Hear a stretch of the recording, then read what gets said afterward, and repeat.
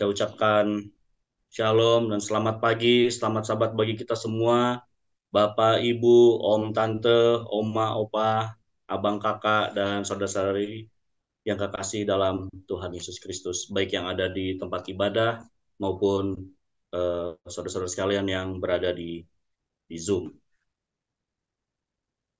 Ya, saya mengucap syukur pertama-tama kepada Tuhan dan saya berterima kasih atas kesempatan yang diberikan. Ini merupakan sebuah kehormatan dan sukacita bisa dapat melayani umat-umat Tuhan meskipun jauh di mata namun dekat di layar dan di hati tentunya ya. Pertama-tama kami juga mengucapkan eh, selamat menempuh hidup baru untuk saudara-saudara sekalian yang kemarin baru saja menerima baptisan dalam nama Tuhan Yesus. Terus terang kalau saya pribadi, saya baru pertama kali melihat secara langsung ya upacara baptisan yang bahkan melalui Zoom gitu. Kalau mungkin kalau Kalina mungkin lebih sering melihat kalau setiap ada apa namanya ada acara baptisan dia selalu rajin untuk lihat dan acara baptisan itu saya benar-benar apa ya terharu melihatnya. Jadi saya ucapkan selamat kepada Bang Bren, Kaviar dan juga Ate Shower dan khususnya untuk Nambo Rumian yang kemarin acara baptisannya sangat-sangat bikin kita semua terharu.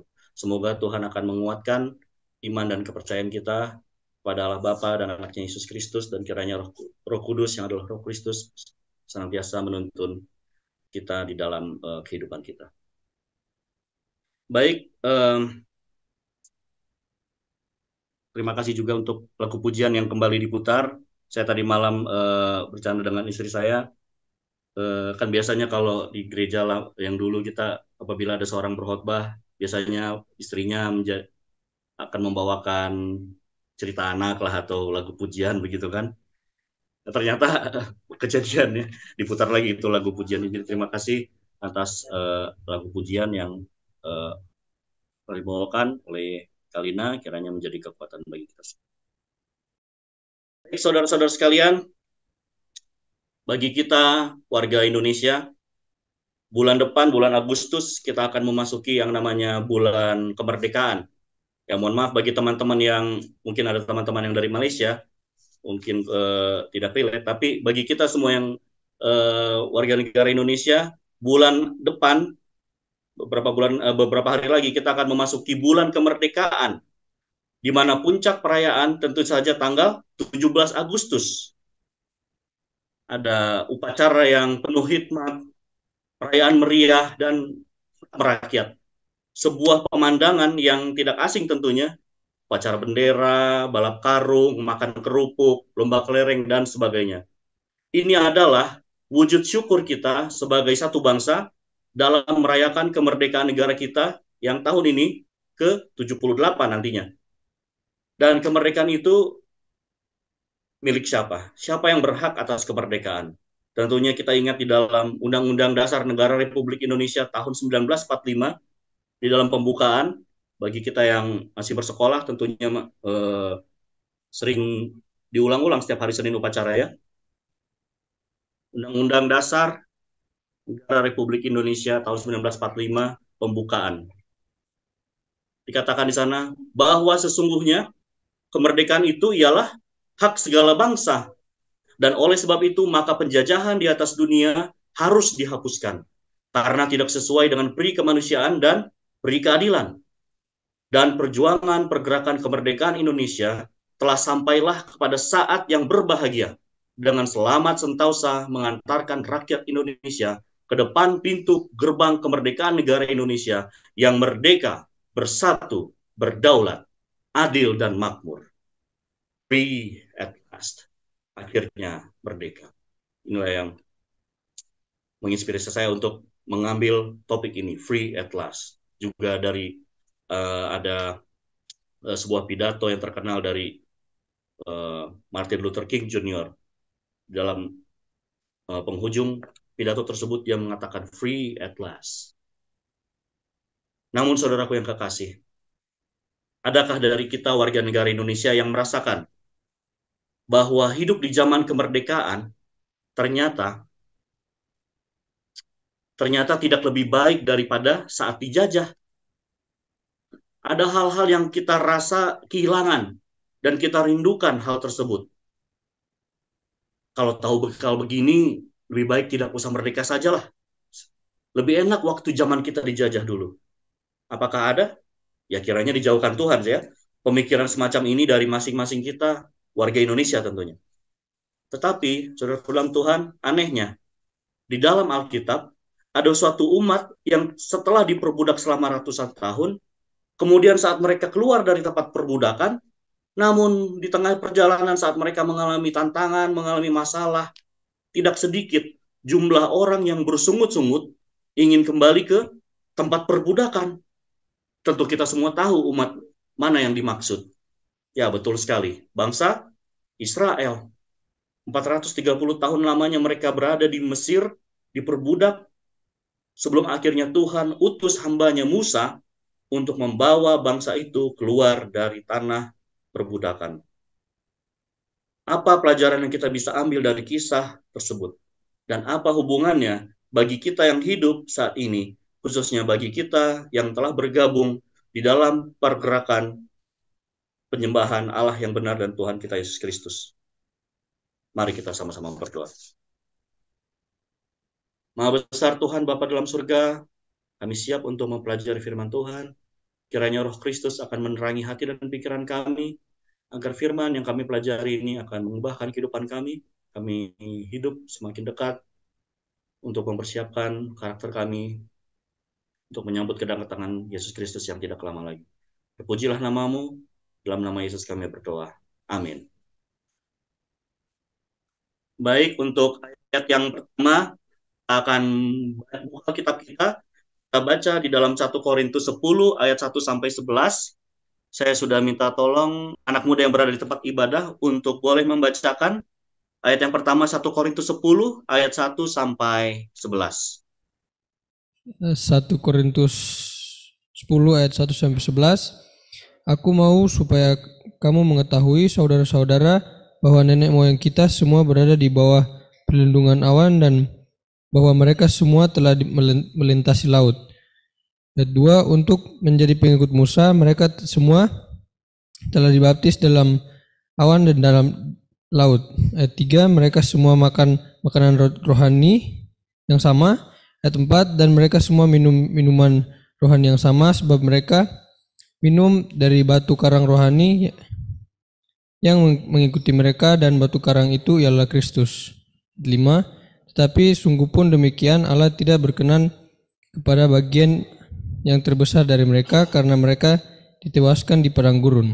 Ayat 6, semuanya ini telah terjadi sebagai contoh bagi kita untuk memperingatkan kita supaya jangan kita menginginkan hal-hal yang jahat seperti yang telah mereka perbuat. Ayat 7, supaya jangan kita menjadi penyembah-penyembah berhala sama seperti beberapa orang dari mereka, seperti yang tertulis, maka duduklah bangsa itu untuk makan dan minum, kemudian bangunlah mereka untuk bersukaria dan bersukaria. Ayat 8, janganlah kita melakukan percabulan seperti yang dilakukan oleh beberapa orang dari mereka, sehingga pada satu hari telah tewas 23.000 orang. Ayat 9, janganlah kita mencobai Tuhan seperti yang dilakukan oleh beberapa orang dari mereka, sehingga mereka mati dipagut ular.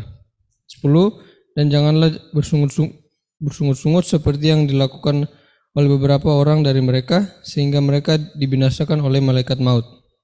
11, semuanya ini telah menimpa mereka sebagai contoh dan dituliskan untuk menjadi peringatan bagi kita yang hidup pada waktu di mana zaman akhir telah tiba. Baik, puji Tuhan, terima kasih adik kita yang telah membacakan. Dari bacaan tersebut yang cukup panjang tadi, ada 11 ayat ya, ada hal-hal yang Rasul Paulus ingin sampaikan, sebuah pelajaran bagi kita, agar kita tidak mengulangi kesalahan-kesalahan dari bangsa Israel. Apa saja kesalahan? Ada 5 hal yang perlu di-highlight, yang digarisbawahi di sini. Di ayat 6 dikatakan supaya kita tidak supaya jangan menginginkan hal-hal jahat yang telah bangsa Israel perbuat. Kemudian yang kedua, jangan menjadi penyembah-penyembah berhala. Dan yang ketiga, di ayat 8, jangan kita melakukan percabulan. Kemudian jangan kita mencobai Tuhan. Dan jangan bersungut-sungut. Semuanya ini telah menjadi contoh, menjadi pelajaran, dalam bahasa Yunani-nya tupos, supaya kita tidak mengulangi kesalahan mereka. Dan baik dari kelima hal-hal tersebut, apabila kita jabarkan satu persatu, ini bisa cukup sangat panjang, dan yang saya ingin garis bawahi hanya di poin nomor 5, yaitu mengenai bersungut-sungut. Apa saja persungutan bangsa Israel? Tentunya kita ingat, bagi kita yang Advent dari lahir mungkin ya, dari kecil kita sudah dengar cerita ini tentang di sekolah sahabat anak-anak. Bangsa Israel kehausan karena tidak ada air, bersungut-sungut. Ya kan? Sehingga seorang Musa pun yang dikatakan manusia paling lemah lembut, akhirnya ketrigger juga akhirnya dia untuk marah. Kemudian minta makan daging, keluarlah nafsu rakusnya, bersungut-sungut. Dikasih mana, bersungut-sungut. Nah, pokoknya banyak banget lah persungutan dari bangsa Israel. Tentunya kita ingat apabila kita baca buku Keluaran, Bilangan, tidak luput dari persungutan. Bahkan saat mereka dikasih mana, mereka tunggu-tunggu, mana apaan sih ini gitu ya. Mereka tidak tahu bahwa mana itu adalah makanan malaikat. Oke, kita buka lagi khususnya yang mengenai persungutan ini. Saya minta kembali untuk anak muda membacakan Bilangan 11 ayat 4 sampai 6. Bilangan 11 ayat 4 sampai 6. Ayat 4. Orang-orang bajingan yang ada di antara mereka kemasukan nafsu rakus, dan orang Israel pun menangislah pula serta berkata, siapakah yang akan memberi kita makan daging? Ayat 5. Kita teringat kepada ikan yang kita makan di Mesir dengan tidak bayar apa-apa, kepada mentimun dan semangka, bawang perai, bawang merah dan bawang putih. Ayat 6. Tetapi sekarang kita kurus kering, tidak ada sesuatu apapun kecuali mana ini saja yang kita lihat. Baik, terima kasih. Dikatakan di sana mereka teringat. Jadi Tuhan sudah kasih mana yang adalah roti malaikat, tetapi mereka, aduh, kok seperti ini nih, kita jadi kurus kering. Tidak ada apa-apa, cuman mana lagi. Dan mereka teringat dikatakan makan ikan di Mesir, makan daging. Oke, Yesus pun kasih makan roti dan ikan sih waktu ada di dunia. Tapi kita lihat daftar belanjaan orang ini apa saja yang mereka pengen gitu ya. Daging, ikan, mentimun, semangka, bawang perai, bawang merah, bawang putih. Enak ya. Ini ya, kecuali steaknya mungkin itu ya, yang sayur-sayuran yang lain ini ada melon, ya, semangka, bawang-bawangan, timun. Ini semua makanan-makanan yang baik tuh. Makanan buah-buahan yang sehat, makan vegetarian mungkin, kecuali yang ikan dan daging ini. Namun bukan karena masalah diet, tetapi ini masalah persungutan yang membuat Tuhan murka. Ini terjadi karena mereka melihat ke masa lalu mereka selama di Mesir, akan makanan-makanan yang tidak mereka dapatkan setelah merdeka. Oleh karena itu mereka masih lihat ke belakang. Free at last, akhirnya merdeka. But still live in the past, masih hidup di masa lalu. Mereka terkenang akan makanan-makanan yang enak. Tidak salah sebenarnya dengan makanan-makanan ini, tidak ada yang salah. Namun saya coba berpikir-pikir, kenapa ya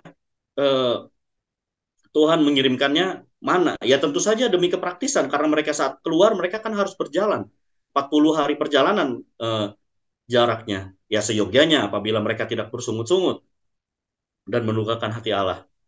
Namun karena persungutan, mereka harus menjalani 40 tahun.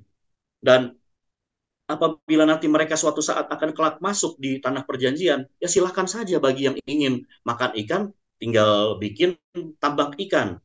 Bagi yang ingin makan mentimun, semangka, bawang perai, bawang merah, bawang putih, silakan tanam. Tapi pada saat lagi perjalanan, bagaimana coba kita bisa mendapatkan makanan-makanan seperti itu? Harus ditanam. Sementara kita tahu sendiri perjalanan mereka, begitu tiang awan, tiang api berhenti, ya disitulah mereka berkemah. Tiang itu bergerak, ya akhirnya mereka bongkar lagi semua kemah dan mulai berjalan lagi. Tidak sempat untuk menanam ini itu. Oleh karena itu, demi kepraktisan, Tuhan sediakan makanan yang terbaik, makanan malaikat. Ya ini ibaratnya seperti tentara lah ya, tentara Republik Indonesia, ya TNI, anggota TNI kita yang sedang bertugas di daerah, tentunya tidak bisa menikmati makanan rumahan. Yang mereka nikmati adalah ransum, ransum yang MRE, yang ready to eat, cepat gitu. Jadi saat mereka sudah jadwalnya makan, mereka akan makan, itu saja cukup. Namun bangsa ini teringat akan masa lalu mereka dengan makanan yang enak-enak.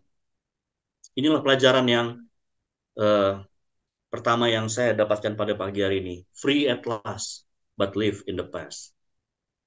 Kita akhirnya sudah dimerdeka, bangsa Israel yang sudah dimerdekakan tapi masih hidup di masa lalu. Karena membayangkan betapa nikmatnya itu semua. Ini adalah pelajaran bagi kita, supaya kita yang sudah merdeka tidak lagi hidup di masa lalu. Membandingkan keadaan masa lalu yang mungkin ada hal yang menyenangkan yang kita rasakan.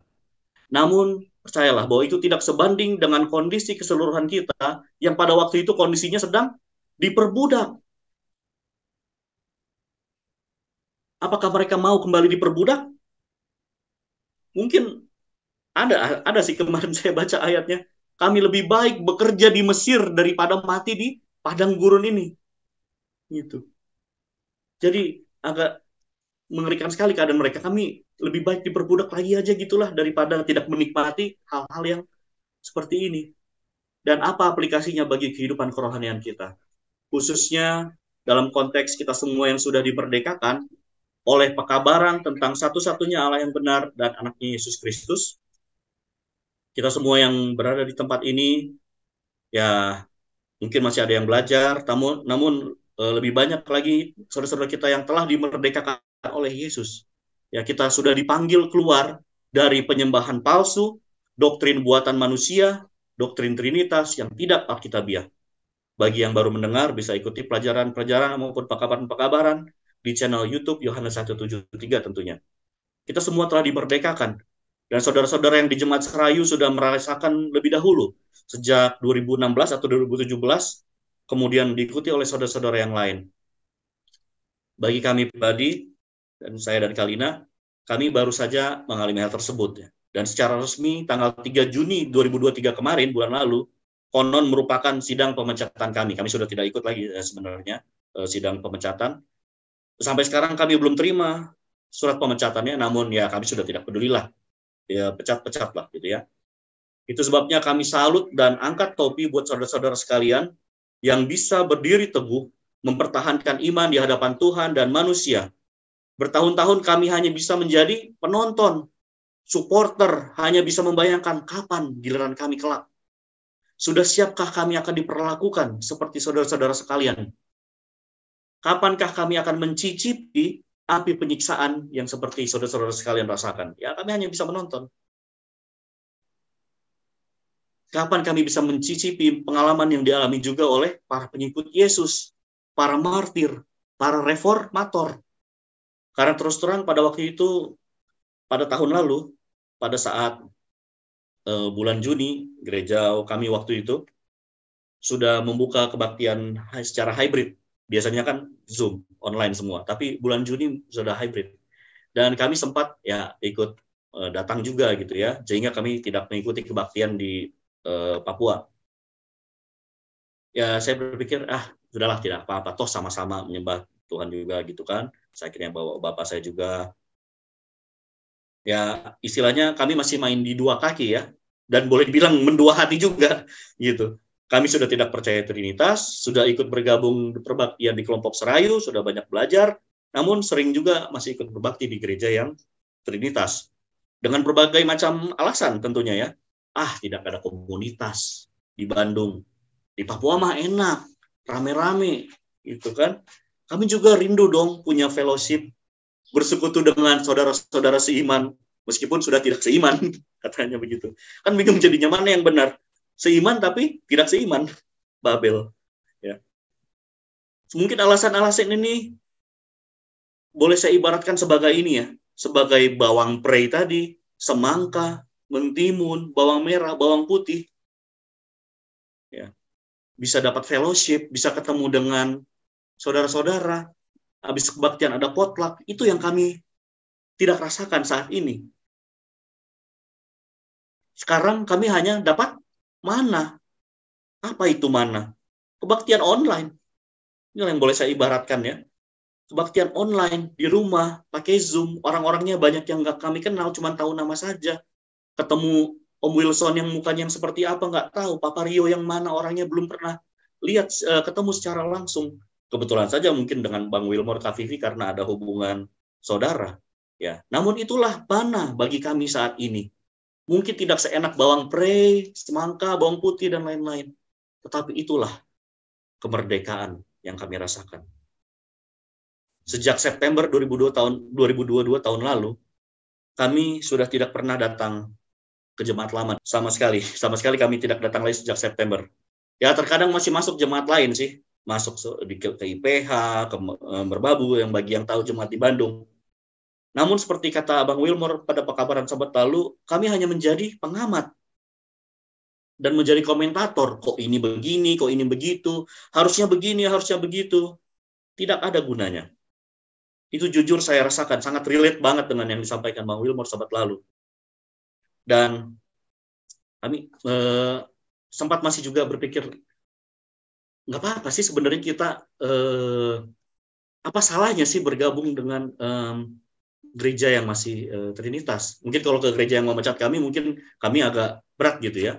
Tapi untuk ke gereja yang ada di yang lain yang mungkin tidak tahu permasalahan kami, ya kami masih tetap santai-santai aja. Orang juga tidak tahu kami ini mungkin sudah diperlakukan sebagai apa. Mungkin ada yang tahu gitu, atau mungkin yang tidak. Kami juga tidak tahu, tidak bisa menerka-nerka apa isi hati orang tuh. Saya berpikir, ya masa sih nggak bisa kita bergabung dengan gereja seperti ini kok. Gitu-gitu amat sih gitu. Dan akhirnya sampai beberapa minggu lalu, saudaraku yang kekasih dalam Tuhan, saya membaca buku, dan dalam buku ini mengisahkan betapa kita sudah tidak bisa lagi bergabung dengan kelompok yang memang tidak sejalan dengan visi misi yang kita percayai. Gitu. Ini sangat-sangat menguatkan kami, sehingga kami belajar dari sini supaya tidak mengulangi kesalahan bangsa Israel yang ingin kembali ke zaman perbudakan oleh karena kenikmatan-kenikmatan. Ya. Jangan sampai Raja Firaun bikin meme seperti ini ya. Kalau zaman dulu ada sosmed, dibilang Firaun akan bilang, enakan zaman saya kan, ya, enakan zaman saya kan, kamu kerja buat saya kasih makan kamu enak-enak. Tapi ya, untungnya beberapa minggu lalu saya baru saja menamatkan sebuah buku yang boleh saya bilang ini buku yang sangat-sangat menyentuh saya khususnya. Dan buku ini bukan buku Rono buat, bahkan bukan buku rohani. Ini adalah buku tentang pengembangan diri, tentang membentuk kebiasaan-kebiasaan kecil dan menghilangkan kebiasaan-kebiasaan buruk. Untuk membentuk kebiasaan-kebiasaan yang baik tentunya. Bagi yang pernah baca buku ini, mungkin tahu buku ini karena buku ini adalah salah satu buku laris bestseller di dunia berjudul Atomic Habits, karya penulis asal Amerika James Clear. Saya rasa ini adalah jawaban dari Tuhan untuk menguatkan saya kenapa kita sudah tidak bisa bergabung dengan gereja Trinitas. Di dalam buku ini, saya coba bawakan beberapa hal yang saya dapat, khususnya di dalam bab 8, bab 9 tentang pengaruh teman dan keluarga dalam membentuk kebiasaan. Jadi di awal James Clear mengatakan bahwa ada 3 hal yang membentuk kebiasaan kita. Dan kata lain kita meniru kebiasaan dari 3 kelompok berikut. Yang pertama adalah yang akrab dengan kita, ya suami, istri, anak-anak, mungkin teman rekan kerja, sehingga kebiasaan-kebiasaan di rumah kurang lebih adik kakak sama kebiasaannya, atau kebiasaan di tempat kerja, gaya bercandanya, gaya bicaranya, mirip-mirip semua, karena itulah yang akrab dengan kita. Kemudian yang kedua adalah kita meniru kebiasaan dari orang yang banyak. Dan yang ketiga, dari orang yang berkuasa. Dan yang saya mau tekankan di dalam poin yang nomor 2 ini, sang penulis James Clear mengambil contoh, ada seekor simpanse yang dia itu sebenarnya simpanse yang terlatih untuk mengupas kacang dengan cara yang efektif. Nah, jadi ada kelompok lain yang cara-caranya mengupas kacangnya tidak efektif. Kemudian, si simpanse yang efektif ini dipindahkan ke kelompok yang cara-caranya kurang efektif. Nah, si simpanse yang efektif ini akan cenderung menghindari metode yang ia ketahui. Supaya apa? Hanya semata-mata hanya untuk bergabung dengan kelompok baru. Agar bisa diterima. Aduh, udahlah, nggak usah saya tunjukin lah ilmu saya bisa mengupas kacang ini. Gitu. Dan James Clear melanjutkan di dalam Atomic Habits halaman 138 paragraf 2, di dalam buku bahasa Inggrisnya halaman 120 paragraf 5. Manusia ternyata serupa dengan si simpanse itu ya perilakunya. Ada tekanan internal yang sangat kuat untuk tunduk pada norma-norma kelompok. Ganjaran akibat penerimaan seringkali lebih besar daripada ganjaran memenangkan perdebatan karena terlihat cerdas atau karena menemukan kebenaran. Hampir selalu kita lebih baik salah bersama kelompok daripada benar tapi sendirian. Wah, ini dia. Begitu saya baca ini saya merasa, wah ini dia jawabannya. Kenapa kok kita nggak bisa lagi bergabung? Karena dikatakan ada tekanan internal yang sangat kuat untuk tunduk pada norma-norma kelompok. Meskipun kita di sana menemukan kebenaran, tapi udahlah, apabila kita berada di dalam kelompok lebih baik saya mengalah. Karena ganjaran kita atau reward kita seringkali lebih, udahlah ini nggak worth it lah. Tidak sebanding dengan, nggak usah lah memenangkan perdebatan atau mau terlihat cerdas, menemukan kebenaran. Lebih baik kita salah bersama kelompok daripada benar tapi sendirian. Saya teringat akan lagu dari keluarga Bang Ben, sahabat lalu ya, dengan istri dan anak-anak. Apa dikatakan di sana lagunya? Daniel tetap setia kepada Allah meskipun sendiri. Tapi dalam tulisan ini dikatakan lebih baik bersalah bersama kelompok daripada benar tapi sendirian. Kemudian lanjut di paragraf berikutnya dikatakan pikiran manusia tahu bagaimana menyesuaikan diri dengan orang lain. Kita dibuat ingin sejalan dengan kebanyakan orang lain. Ini modus kita yang alami. Anda dapat melawannya, yaitu Anda dapat memilih mengabaikan kelompok atau berhenti peduli terhadap apa yang dipikirkan orang lain. Tetapi ini tidak mudah. Berjalan melawan arus dalam kultur tempat Anda tinggal menuntut kerja lebih keras. Dan ketika mengubah kebiasaan berarti menantang kelompok, perubahan itu tidak menarik. Merinding saya saudara saat membaca ini. Dan ini menurut saya sangat-sangat menguatkan. Tadinya berpikir, nggak apa-apa lah. Sekali-sekali masuk gereja Advent yang Trinitas. Toh dulu pun waktu kita bergereja dulu di gereja Advent yang zaman dulu, kita pun sering kan kedatangan tamu dari berbagai agama, aliran, bahkan sempalan-sempalan pun datang oke-oke saja. Selama tidak membuka mulut. Kalau sudah membuka mulut, ya begitu Amir diminta berdoa, ya saya sebut Roh Kudus, Roh Kristus, Roh kebenaran. Wah, panik pendeta, panik tua-tua jemaat. Kalina bawa materi, Kasih membawakan kasih, wah berunding langsung majelis. Dengan kata lain, kami boleh saja silakan datang, tapi harus ikut aturan main kami.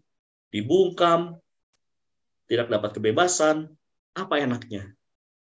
Sebandingkah bawang prei semangka mentimun itu dengan perbudakan? Padahal kita sudah dimerdekakan, tetapi masih pengen kembali lagi untuk diperbudak. dan dibungkam dan tidak ada kebebasan? Ya, kita pikir sama-sama ya. Dan oleh karena itu, masih di buku dan bab yang sama, tapi mundur di halaman 134, James Clear mengatakan, agar supaya kita bisa lebih damai hidup kita ya dalam membangun kebiasaan baik. Tentunya kan ada kebiasaan lama ya. Kebiasaan lama kita adalah kebiasaan kita Trinitas, dan membangun kebiasaan baru, mendapatkan pekabaran baru, bukan pekabaran baru sih, pekabaran lama yang baru kita ketahui tentang Allah yang benar dan Tuhan kita Yesus Kristus. Ya, supaya kita bisa lebih bertumbuh. James Clear mengatakan di dalam Atomic Habits, kembali lagi di halaman 134 paragraf 4, agar kebiasaan Anda lebih menarik, Anda dapat membawa strategi ini selangkah lebih jauh. Dikatakan satu, bergabunglah dengan kultur tempat perilaku yang Anda ingin. Bergabunglah dengan kultur tempat perilaku yang Anda inginkan dianggap sebagai perilaku normal. Itu yang pertama. Contohnya apabila ada seorang pemuda, hobinya suka mukulin orang. Itu kira-kira perilaku yang baik atau tidak baik? Ya, tentu saja itu tidak baik ya. Apabila kita lagi ke pasar, ada orang random, kita pukulin. Itu kita pasti ditangkap polisi, dipenjarakan. Ya, atau minimal diamuk masa dulu, apa-apaan ini? Kamu main pukul saja. Tapi, bagaimana ya dengan orang yang suka hobinya mukul-mukulin orang? Gitu. Dia harus bergabung dengan kultur tempat perilaku yang dia inginkan dianggap sebagai perilaku normal. Ada nggak tempat di mana orang mukul-mukulin orang itu dianggap normal? Ada nggak tempat seperti itu? Ada. Di mana? Sasana tinju. Bergabunglah dengan sasana tinju, maka kita akan bebas untuk mukulin orang. Kerjaan kita akan mukul-mukulin orang. Dan siap dipukul juga tentunya ya. Harus fair dong. Berani mukul, harus berani dipukul juga. Jadi, perilaku pemukul-mukulan orang ini dianggap normal di sasana tinju, di dojo bela diri, di tempat Muay Thai gitu ya. Ini sebuah hal yang normal. Jadi bergabunglah dengan tempat seperti itu apabila kita ingin menyalurkan hobi kita mukulin orang. Ya kan kurang lebih begitulah contohnya, bukan jadi mengencourage anak-anak muda untuk mukul-mukul orang ya. Tidak. Nah, bagaimana di gereja Advent yang sekarang? Nah, ini saya ambil hubungannya. Apakah normal bagi kita untuk menyebutkan Roh Kristus? Ya, kita bilang Roh Kudus adalah Roh Kristus. Dianggap aneh. Sama seperti perilaku anak muda tadi yang meninju memukul-mukul orang. Ya, betapapun begitu jelasnya tertulis di Alkitab dan Roh Nubuat tentang Roh Kudus adalah Roh Kristus. Tapi karena mayoritas tidak percaya dan mungkin tidak tahu, ada yang tidak tahu, ataupun tahu namun mengeraskan hati, ataupun tahu tapi ngeles dan berbagai macam alasan. Oh, ini kan artinya begitu, ini artinya begini. Jadinya hal itu tidak biasa. Karena apa kebiasaan mereka? Terbiasa dengan menggunakan Allah Roh. Padahal renungan Selasa kemarin jelas-jelas menyebutkan Roh Kristus ya hari Selasa kemarin. Nah, coba di kelompok Serayu ini. Kalau kita menyebutkan Roh Kristus, ini merupakan suatu hal yang wajar. Maka yang dikatakan di dalam Atomic Habits, James Clear mengatakan, bergabunglah dengan kultur tempat perilaku yang Anda inginkan dianggap sebagai perilaku normal. Dan di kelompok Serayu ini, menyebutkan Roh Kristus adalah suatu hal yang normal.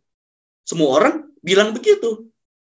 Sehingga saya yang dalam doa saya sehari-hari, saya bahkan jarang atau ya hampir jarang menyebutlah Roh Kristus. Tapi saat diminta doa syafaat oleh Bang Ben, saya jadi ikut-ikutan menyebutkan Roh Kristus, jadi ikut-ikutan melakukan yang baik tentunya ya.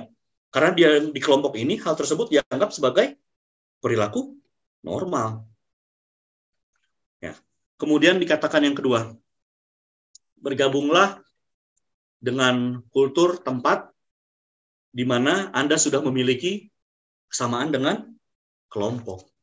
Jadi pertama, kita bergabung dengan kelompok yang menganggap bahwa kita normal melakukan hal-hal tersebut. Dan yang kedua, kita memang sudah punya kesamaan dengan kelompok tentunya.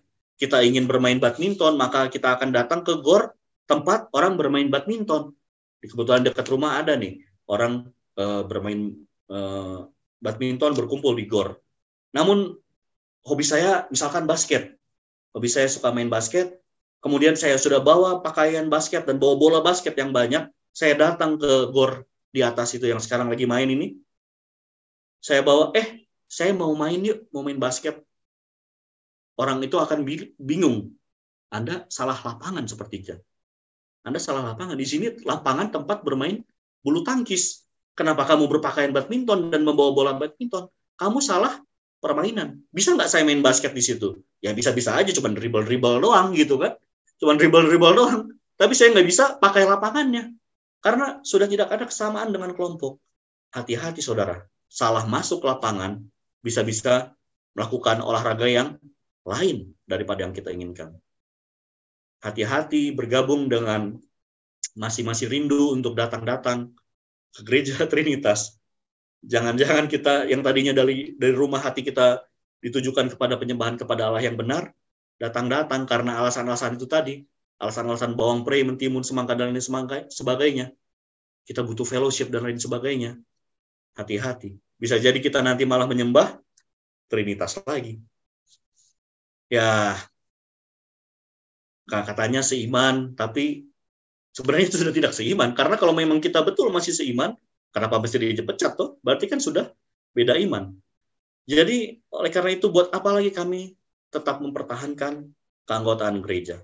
Hanya demi bawang prei semangka mentimun. Lagi-lagi saya ulang, bawang prei semangka mentimun, karena itulah yang menggambarkan kenikmatan kita pada saat berjemaat pada zaman dulu. Memang tidak dilarang kami untuk datang. Tidak dilarang untuk datang, tapi buat apa lagi?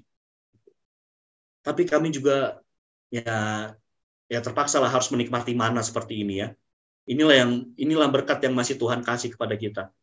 Pada saya khususnya, dan mungkin saudara-saudara yang lain yang di Zoom yang merasakan hal yang sama, yang rindu mendapatkan fellowship, tapi ya cuma dapat inilah. Tapi percayalah saudara-saudara dalam Tuhan, inilah kemerdekaan yang Tuhan sediakan. Inilah sarana yang Tuhan masih sediakan. Kita bersyukur kelompok Serayu masih membuka kebaktian Zoom. Coba kalau tidak dibuka, kita mau datang kemana lagi? Ya, kita mungkin hanya di rumah, membaca sendiri. Saat ini kita masih bisa menikmati persekutuan meskipun online. Nikmatilah mana tersebut. Itu sebabnya kami pada saat 2 bulan yang lalu, tanggal 20 Mei, saat adik kita Gregor tamat sekolah, dan orang tuanya datang, gitu ya, Bang Wilmo dan Kak Vivi datang ke Jakarta untuk acara penamatan. Istri saya bilang, ayo kita harus datang, karena pasti ada kebaktian. Ya, kami rindu untuk punya fellowship itu juga. Oleh sebab itu, meskipun jauh, beratus-ratus kilometer, ongkos juga tidak sedikit, kami rela. Ayo kita, bahasa Sundanya mungkin apa, uyuhan gitu ya. Ayo mau lah, yuk, mau gitu. Kita untuk datang ke sana. Juga ada saudara-saudara kita yang lain dari berbagai tempat yang jauh. Ada saudara Bang Abraham yang datang dari Bogor, rela perjalanan jauh gitu kan. Ongkos yang cukup tinggi, tapi rela. Supaya apa? Supaya kami rindu untuk mencicipi yang saudara-saudara kita di Papua rasakan. Kalau cuma masalah dekat, saudara-saudara sekalian, kalau cuma masalah dekat, ya lebih dekatlah gereja kami di Bandung, cuma 20 km, setengah jam nyampe lah naik motor. Gereja yang lama tentunya ya. Tapi ada yang lebih dekat lagi dari rumah saya. Dari rumah kami di ujung Berung di Bandung Timur, 5 menit naik motor, sudah nyampe. Ada di komplek tentara, itu udah dekat banget. So, mohon maaf ya, karena inilah mana itu ya.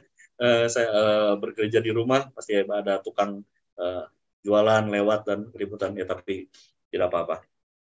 Inilah mana yang masih bisa kita rasakan.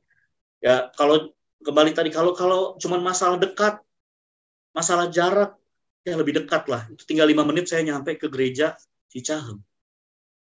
Tapi ini bukan masalah dekat, bukan masalah jarak. Memang kita sudah tidak bisa bergabung lagi.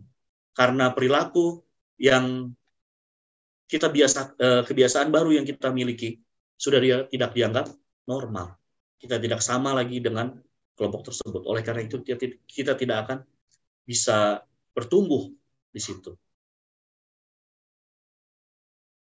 Itulah pelajaran pertama yang bisa kami rasakan, di mana kita sudah free at last. Ya, kita sudah diperdekakan. Di dalam Yohanes 8 ayat 30 dan 36, Yesus berkata, dan kamu akan mengetahui kebenaran, dan kemerdekaan dan kebenaran itu akan memerdekakan kamu. Jadi apabila anak itu memerdekakan kamu, kamu pun benar-benar merdeka. Betul, saudara sekalian, kita sudah dimerdekakan oleh kebenaran tentang Allah yang benar dan satu-satunya anak yang tunggal, Yesus Kristus. Kita sudah benar-benar merdeka. Free at last and no turning back. Jangan berbalik ke belakang. Seperti ada lagu yang kita pelajari dari kecil. I have decided to follow Jesus. I have decided to follow Jesus. Saya telah mengambil keputusan untuk mengikut akan kebenaran ini. No turning back. Jangan lagi kita berpaling ke belakang. Apapun yang terjadi. Ingat peristiwa istri Lot saat berbalik ke belakang menjadi apa? Menjadi tiang garam. Ya, Yesus suruh kita menjadi garam dunia. Betul, garam dan terang dunia. Dan kita juga bukan hanya harus nongkrong-nongkrong sesama garam saja di jemaat gitu ya. Sesama garam aja ini. Jadinya hanya menjadi gudang garam gitu ya. Tapi jangan juga jadi tiang garam lah, berbalik ke belakang. Free at last and no turning back. Kita sudah dimerdekakan oleh Yesus. Dan jangan kita berpaling untuk melihat ke belakang. Itulah poin yang pertama yang bisa saya ambil pada sahabat ini. Kemudian poin yang kedua dan merupakan poin terakhir dari pembahasan kita. Hanya 2 poin yang saya ambil adalah free at last. But this is not over yet. Kita sudah dimerdekakan, betul. Tapi ini belum berakhir. Perjuangan kita masih panjang. Jalan belum selesai. Saudaraku dalam Tuhan, hanya butuh waktu 1 malam saja untuk orang Israel keluar dari Mesir. Tapi lebih lama lagi, waktu yang dibutuhkan, butuh 40 tahun untuk mengeluarkan Mesir dari orang-orang Israel, kemesiran dari orang-orang Israel. Apa aplikasinya atau apa pelajarannya bagi kerohanian kita? Kita sudah keluar dari sistem gereja lama, Sister of Babylon. Saya tidak bilang itu gereja Babylon ya, karena Nyonya White juga bilang gereja Advent bukanlah Babylon, but Sister of Babylon, ya saudara. Ya berarti ya kurang lebih sama-sama aja. Sister of Babylon. Kita sudah keluar dari sistem yang lama itu, Sister of Babylon. Namun Roh Kristus masih terus bekerja di hati kita untuk mengeluarkan Babylon-Babylon dari diri kita, memurnikan jiwa dan karakter kita, kerinduan-kerinduan kita, selera-selera kita, agar diselaraskan dengan keinginan Yesus. Kita diperbaharui dan selalu disempurnakan. Inilah pelajaran kedua yang bisa saya ambil, meskipun kita sudah free at last. But this is not over yet. Ini belum berakhir. Di dalam Catches from the Life of halaman 296, paragraf 1, Nyonya White mengatakan, Roh Kristus akan mengerahkan kuasanya yang memperbarui dan menyempurnakan karakter semua orang yang akan taat dan setia. Oleh karena itu, ya, saudara dalam Tuhan, ini pelajaran bagi kita supaya kita tetap teguh dalam iman. Kita tetap taat dan setia agar Roh Kristus senantiasa mengerahkan kuasanya, memperbaharui dan menyempurnakan karakter kita. Jangan sampai kita menjadi tidak percaya dan kemudian berbalik. Jalan masih panjang, namun waktu sudah semakin singkat. Jangan supaya kita pelajaran yang juga kita pelajari dari umat bangsa Israel, demikian kita lihat bahwa mereka tidak dapat masuk oleh karena ketidakpercayaan mereka. Ibrani 3 ayat 19. They could not enter because of unbelief. Sayang sekali apabila kita yang sudah dipecat ini dari gereja karena tidak percaya Trinitas, jangan sampai nama kita sendiri dipecat atau dicoret dari buku sorga oleh karena kehilangan kepercayaan. Atau barangkali kita ada keinginan, lebih baik saya balik lagi lah, kembali ke penyembahan palsu, kembali ke doktrin buatan manusia, kembali kepada Trinitas yang tidak alkitabiah. 2 Petrus 2 ayat 22, anjing kembali lagi ke muntahnya, dan babi yang mandi kembali lagi ke kubangannya. Kiranya ini dijauhkan Tuhan dari kita semua. Nah, sebagai penutup, bagi kita sekalian, khususnya saudara-saudara yang masih dalam pergumulan. Kita selalu doakan. Kiranya Roh Kristus meneguhkan dan menguatkan iman kita, supaya kita tidak usah lagi berbalik ke belakang. Betapapun apapun kenikmatan yang kita rasakan, mungkin yang sekarang kita alami, zaman kemarin itu, kita mau ngurus apa-apa, enak. Kita mau kawin, ngurus surat-surat, ada penyerahan anak, ada mau dibaptis, mau minta-minta izin untuk supaya tidak bersekolah hari Sabat, enak gitu. Tapi sekarang agak susah. Gitu. Tapi apapun yang kita rasakan saat ini, inilah mana bagi kita saat ini.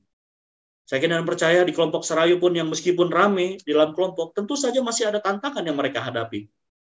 Ya saya hanya bisa membayangkan, ya saya dan Kalina hanya berdua. Namun di kelompok Serayu, ada anak-anak di kelompok Serayu yang ikut juga akhirnya meninggalkan gereja. Ya. Padahal teman-temannya semua di sana, sahabat-sahabatnya mungkin di sana, mungkin pada saat mereka bersekolah akan ditanya, kok kamu lain sih? Itu juga mereka rasakan. Itulah mana yang dirasakan oleh teman-teman kita juga. Namun itulah kemerdekaan, di mana kita bisa bebas beribadah kepada Allah yang benar dan anaknya Yesus Kristus. Ingat saudaraku yang kekasih dalam Tuhan, Musa atau Tuhan berfirman kepada Musa, bawalah bangsa itu keluar dari Mesir supaya mereka bisa beribadah kepadaku. Selama di Mesir tidak bisa beribadah. Oleh karena itu, kita telah dituntun oleh Roh Kristus untuk menerima pekabaran yang benar tentang satu-satunya Allah yang benar dan Tuhan kita Yesus Kristus. Inilah kemerdekaan bagi kita, bisa bergabung dengan kelompok yang baru, meskipun hanya lewat Zoom, hanya secara mana itu tadi. Namun inilah kemerdekaan kita. Kita bisa berbakti dengan tenang, tanpa rasa was-was. Aduh, saya akan dimarahin nggak karena menyebutkan Roh Kristus? Tidak. Kita akan dapat dengan leluasa menyebutkan Roh Kudus, Roh Kristus. Inilah sebuah kebenaran, kebebasan, kemerdekaan yang kita rasakan. Yang tidak akan kita dapatkan apabila kita berbalik ke gereja kita yang lama. Oleh karena itu, kiranya Roh Kristus akan menumbuhkan dan menguatkan iman kita. Dan akhirnya kita akan menyatakan iman dengan berani. Apapun resikonya. Kita akan maju terus, pantang mundur karena Yesus pemimpin kita ada di depan. Ia akan tuntun kita dengan setia bila kita berserah dan mengizinkannya untuk tinggal dalam hati kita melalui Roh-Nya, yaitu Roh Kristus. Saya bisa bebas mengatakan ini di kelompok ini karena ini adalah perilaku yang wajar, bukan? Saya berkhotbah di gereja yang lain belum tentu diterima. Ini adalah kemerdekaan buat saya.